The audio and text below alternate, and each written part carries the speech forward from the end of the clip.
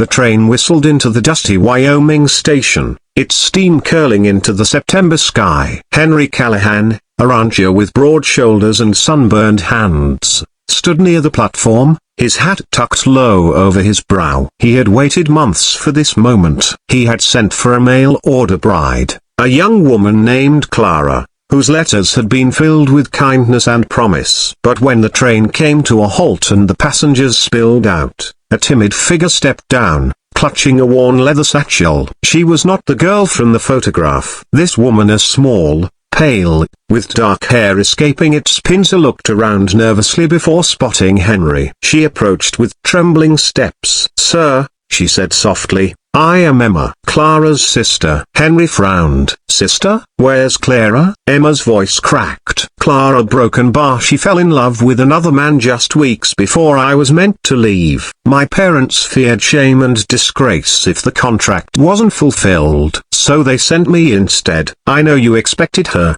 and I don't blame you if you send me back. But I couldn't let the family dishonor fall on her." She lowered her head, waiting for anger. Henry studied her quietly. She was not as polished as Clara's portrait had promised, but her eyes, clear and earnest, held something steady. She had the look of someone who had endured much yet carried dignity like a hidden crown. He tipped his hat. "Emma, I didn't send for a photograph. I sent for a wife. If you're willing, I'll keep my word." Her eyes lifted in shock, filling with tears. "You were broken bar. You'd have me, without even knowing me?" Henry gave a slow smile. "Seems I know the most important part already. You're brave enough to come here, honest enough to tell the truth, and strong enough to start fresh. That's more than I could ask for."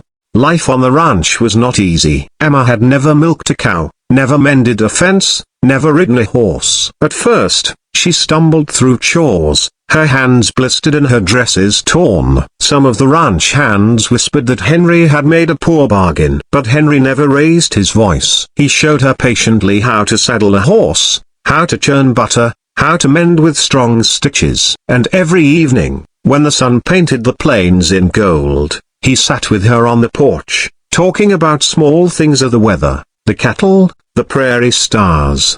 Emma blossomed under his gentleness. Her laughter, once nervous, rang clear. She found herself humming as she worked, her steps lighter. She even baked bread for the ranch hands, earning their quiet respect. One evening, months later, Emma asked Henry the question that had weighed on her heart.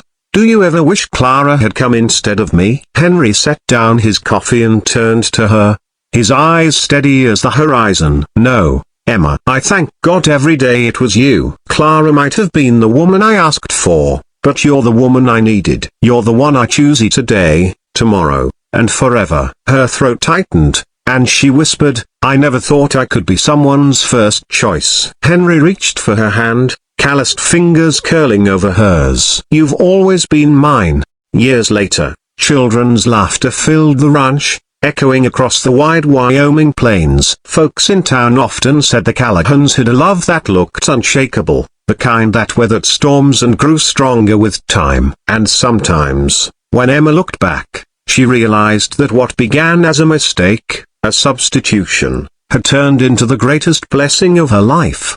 Because the rancher hadn't chosen the sister he was promised. He had chosen her forever.